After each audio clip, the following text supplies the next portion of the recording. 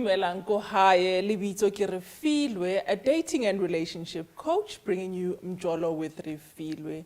Now, previously we've spoken about mental health and Mjolo, and today we have a gentleman who wants to talk about self-awareness when it comes to dating and relationships, and how that can lead to, depression and the likes. Welcome to the show, Kevin. Thank you very much, Refiloe. It's a pleasure to have you here. I want to ask, first of all, why do you feel strongly about individuals or single people being self-aware before pursuing a relationship? I feel it is very important to be very self-aware because then nobody can manipulate you. And also it's easier for you to achieve a lot of things if you're self-aware. Rather than when you are not self-aware, it is very easier for you to give up. It is easier for you to feel demotivated. It is easier for you to, to lack the enthusiasm to do anything that is productive with your own life. That's how I view self-awareness. Okay, just in layman terms, what is self-awareness, and can you differentiate to us? You've now talked about it's easier to do certain things when you are self-aware, but a person who's self-aware and one who's not, what are the differences between them? I would say the difference between a person who's self-aware and a person who's not self-aware, it is, okay, I'll start with the person who's not self-aware. I'll give you an example with what happened to me a few years ago. So I've always had the biggest drive or the biggest desire to be in a relationship, but I didn't know what it took to be in a relationship. I didn't know what I brought into the relationship. I didn't know what it takes to make a relationship work. So if you don't know what makes a relationship work, it will obviously lead you to failing in that relationship. But also relationship itself, it matters because relationship itself involves self-care. But when I speak about self-care, I'm not talking about now I'm closing my phone and I'm like, no, today I'm just being self-aware, or I'm taking self-love. Self-love doesn't make you selfish towards other people. Self-love means I love you, but before I can do anything for you, or before I can do anything, I have to make sure that I'm in the right state of mind, I'm in the right state of emotions, I'm in the right state of finances, I'm in the right state of everything before I can engage with anybody. Because they say you can't pour into somebody else's cup if your cup is empty. So it's very important that you make sure that you have something to offer before you can offer somebody something when you don't have that something.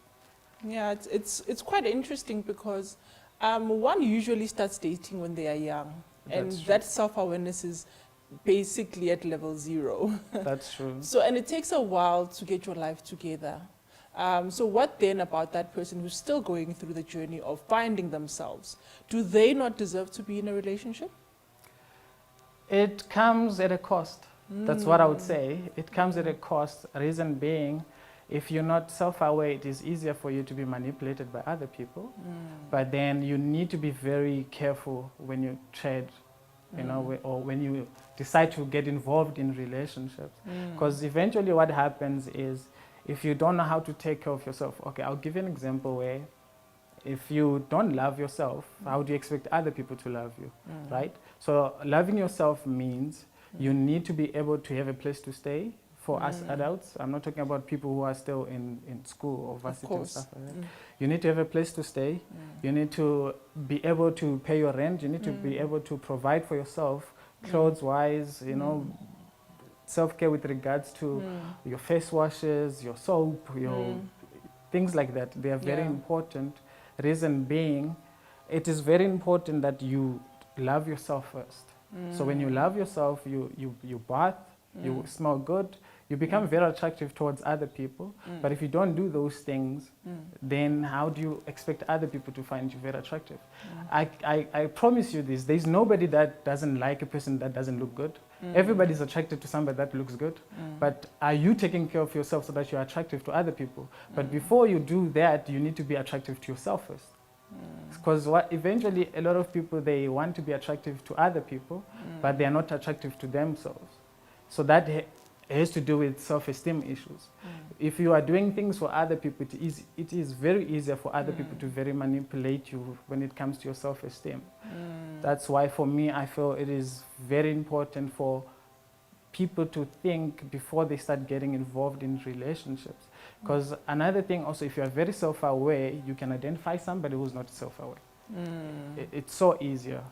Yeah. And then maybe you can try to help them, but if they don't want to be helped, then from my side, I wouldn't want to, you know, get involved with somebody that is not willing to learn or to discover themselves before, you know. Two things stand out from what you said. For me, it's that self-care, because again, being able to take care of yourself means you can take care of others, right? But this self-awareness, the more you talk about it, the more I realize that the likelihood of it being there earlier in life is very rare. So in your opinion, what then happens if I am not self-aware yet? That is basically that is the question I'm asking you. Am I supposed to be dating or focusing only on myself? You know, there's this period of limbo, because we all know to be good at relationships, to be good at something, there's a foundation that needs to be laid, and you know, so there's that period where one is not really sure, who am I against, you know, the world, and where do I belong? Just talk to me a little bit about that. So for me, I would say a lot of things have to do with our parents, you know. A lot of us African people, especially black people, we relate because, I mean, remember as kids, our parents would say, wake up, you can't be sleeping the whole day, it's 10, and you're supposed to wake up and go and bath and brush your teeth. Eventually you'd get visitors, your uncle comes visit and you still haven't bathed, you still haven't, you know. Those things carry on into adulthood eventually, they do. Sometimes we don't, as young people, we don't think about it or we don't look at it. But the older you become, then you're like, actually, when my mother used to wake me up to say, take out the dustbin, you know? Now I do it without my parents being around, because now I own my own place. So now I need to do those things. I need to keep a healthy environment for my own mental health, you know, for my own emotional health eventually. So it's very important that families or the background eventually, it starts from your parents, going on to your adulthood eventually, and you have to pass it on to your kids as well. Because for me, my mother said to me, I think it was the first time that I moved away from home when I first got my job. She said to me, I don't want you to bring a woman here because you can't cook, you can clean, you can wash, you can iron, you can do things for yourself that women can do. I want to talk about that now. You need to be able to do those things before you can venture into a relationship. Hence, the whole cooking idea for me in a relationship, I'm not saying that should my wife or should my partner want to cook, she's more than welcome to cook. But eventually, when I have to put all my exes in one line, I cook better than most of them, right? Hold it right there, Kevin. We're going to take a quick ad break. When we come back, I want to talk about the manipulation he speaks about when somebody is not very self-aware. Don't go away. We'll be back after this.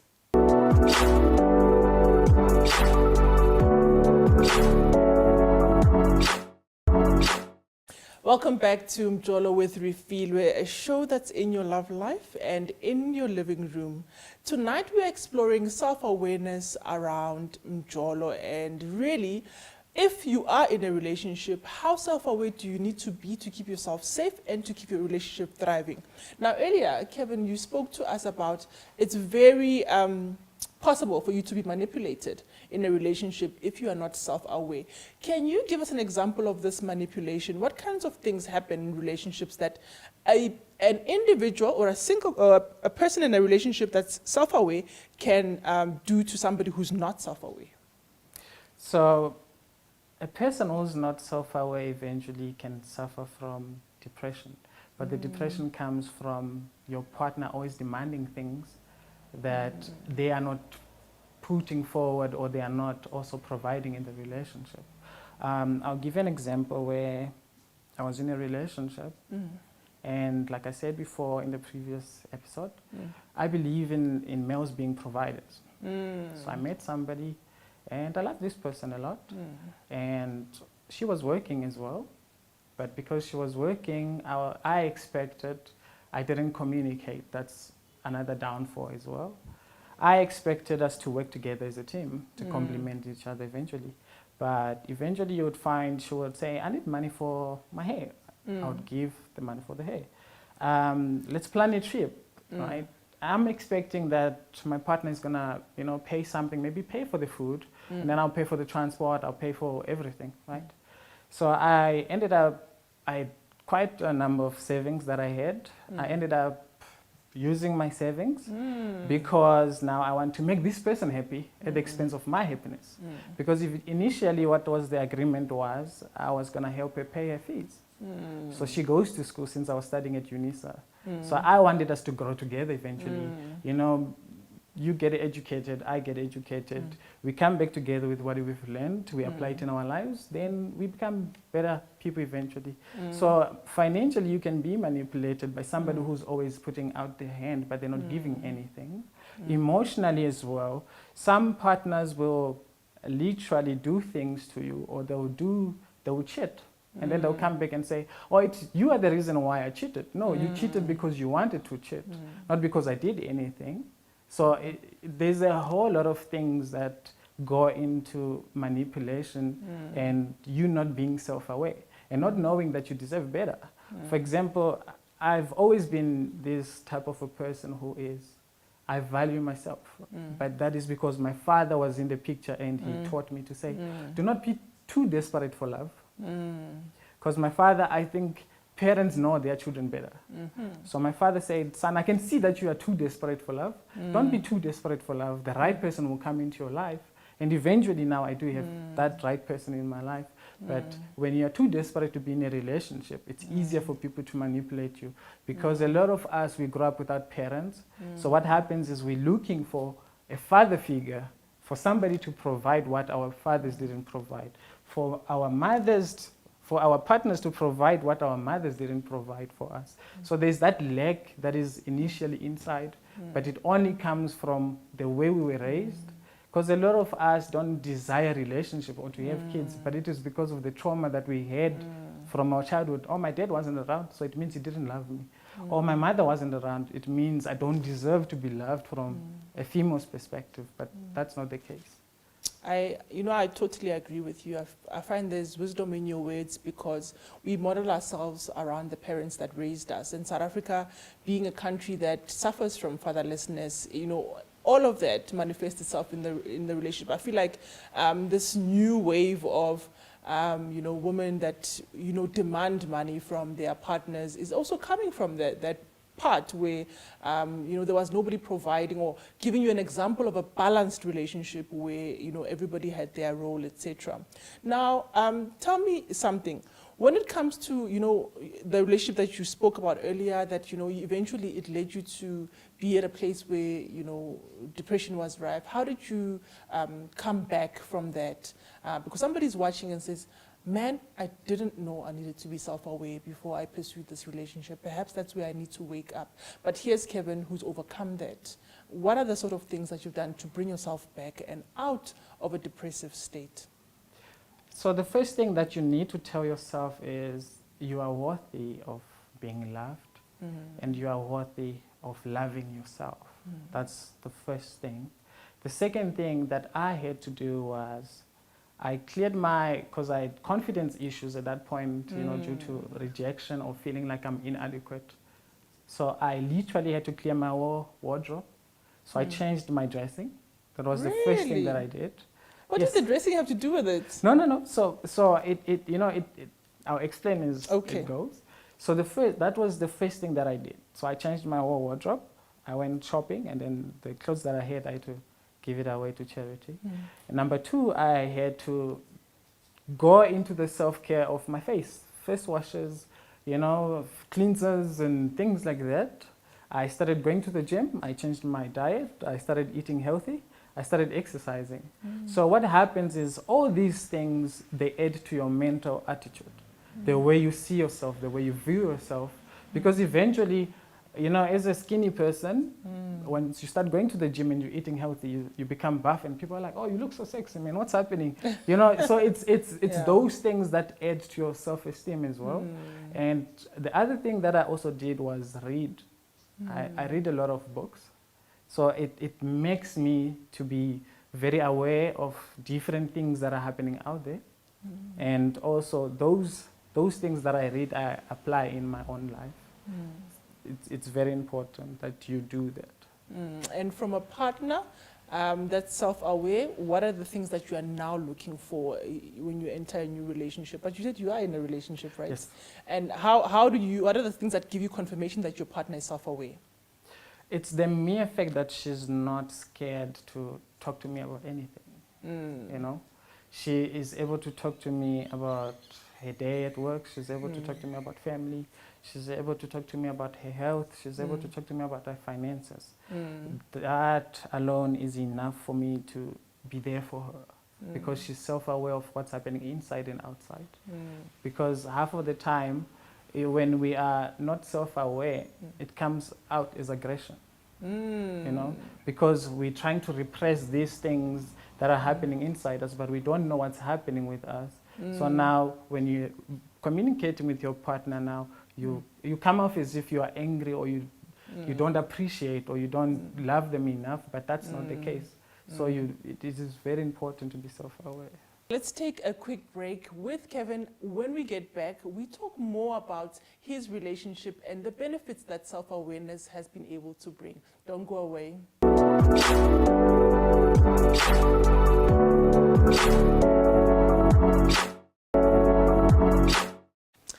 Welcome back to Mjolo with Refiloe. Tonight, speaking about self-awareness with Kevin. Earlier, he spoke about going into depression, Kevin, and you know, I commend you because you're being very brave and being open and showing people that depression doesn't necessarily have a particular face. I mean, here you are healthy and thriving in your new relationship because you were able to recognize at that point. What are the things that informed you that I think right now I'm depressed? So, like I said, me being self-aware helped me to identify that the state that I'm in now. You're not the Kevin you are used to. Yes. So when you're depressed, you usually lack vitality to do anything. You just want to sit in bed. You don't feel like doing anything. But the most, extensive level of depression would be, why am I living? This is not worth it. You get to that point where life is meaningless. And it's not as good as you would want it to be. So at that point, you can't even talk to the people that you were used to talking to. But you tend to shut people off eventually because you feel like they don't understand me. I'm going through this thing and I'm telling this person and they don't understand me, or what they are telling me is not what I want to hear. So it plays a role as well. Yeah. Do you think relationships in general aggravate one's mental health? They do, but you need to be very careful with that term. One thing that I'm learning is I'm a very spiritual person too. So sometimes I get lessons from the Holy Spirit as well. So our biggest problem as human beings is we think that this person loves me. So because this person loves me, now they have to think the way I think. They have to do things the way I do things. But that's not the case. Remember, we come from two different families, two different cultures, two different elements of being brought up. You are taught differently how to make pap differently, how to do certain things differently. So when you come together, you're literally learning each other and you're literally molding each other into what you guys want to be. Because eventually the biggest problem that people also have that leads to depression as well, or that aggravates them, is the mere fact that when I meet you, I don't tell you, this is what I want from you. This is the type of relationship that I desire. So I come to you thinking you're rich. I'm not rich. I have 5K in my account. You want me to give you 15K. But how do I provide the things that you want from me when I can't give you those things? So you need to make a decision when you're still in the talking stage to say, okay, because you mentioned these things, okay, I can put up with these things. Or you mentioned these things, sorry, I can't go into a relationship with you because you're not meeting the needs that I want. I'm not saying that the things that certain people want are not valid. They are valid. Therefore, I'm saying it's okay for you to say, I'm not going into the relationship with you. You know, it's normal. Yeah, I hear that. And, you know, the nature of love, you know, because yes, we've speaked and unpacked this self-awareness so well this evening, but the nature of love is that you want to overlook a person's shortcomings. And this is, of course, coming from a person who's self-aware, overlooking that their partner is all over the show. They don't know what they're doing, but because I love this person, I want to make it work and see myself being successful in the relationship and being with them for a long time. And from the partner that's less self-aware, they're seeing that, okay, Kevin is a little bit more serious. He demands a lot from me and I'm not at his level yet. Why can't he understand how I am? Because I love him and I want him to be in my life for a long time. How then do we because should we break up to go and be self-aware individually and then come back together? How would it work practically? So I would say there's two things to consider. Number one, when you get into a relationship, you have a spirit of willing to learn and to change. Is this from both the self-aware person and the one that's still Yes. building their self-awareness? Yes. So growth, it's a continuous process. Just because you are self-aware of certain things, it doesn't mean you don't become enlightened more when you get into a relationship. Remember, a lot of us go through trauma, and then after we leave this relationship, we stay for 3 months without dating. But you didn't go for counseling, you didn't go, you just spoke to your friend. But it does not mean that whatever that triggers that you have are gone. So when you get into a relationship, you then realize they're still there, you know? And then the other thing that I would say is, it is very important. I had a thought in my head while you were still talking. Do not confuse presence with value. Presence, as With in value. with the person being in your person life? being present. Do not confuse that they are of value to your life. Yes. Okay. Because a lot of us, we stay with people because of beauty and the curves and the chest and the body and whatever, or he dresses well. But eventually, are you growing mentally? Are you growing spiritually? Are you growing emotionally? It's like having a fridge that doesn't work, but you can't put anything in it. So it's like being in a relationship, but we're not growing eventually. Because I've been in relationships that as soon as the relationship ended, I was able to buy a house, I was able to buy a car, I was able to do certain things. The minute they came back into my life, I became stagnant because, like I said, they're always taking. I need money for that, I need money for that, I need money for that. Do we ever sit down to say, what's your plan for the next 2 years? What's your plan for the next 5 years? Okay, I want to buy a car. Okay, what's your salary like? How are you planning on doing it? Do you have any savings in your account? You know, all these conversations, they sort of like take the mental pressure off you. So it makes you to be able to love your partner in a positive way. Like I said in the previous segment, that you need to be present. Your ability to be present in the relationship enables you to identify the things that your partner need without them having to voice out whatever that they want. I love that. And, you know, I think that's what I'm going to wrap with, your ability to be present. Now, to you at home, you've heard what Kevin had to say, and this is a conversation that really touches my heart when it comes to the well single person, because self-awareness will lead you to make better decisions when it comes to who you want to date and how you want your relationship to translate. We advocate for wellness as well as health and vitality, as he spoke about earlier on Mjolo with Refiloe. So I hope while you are taking care of your partner, you are also doing the work to take care of yourself. Now that is all we have time for on Mjolo with Refiloe this week. We'll be back next week, same time, same place. Hi, Beboroko.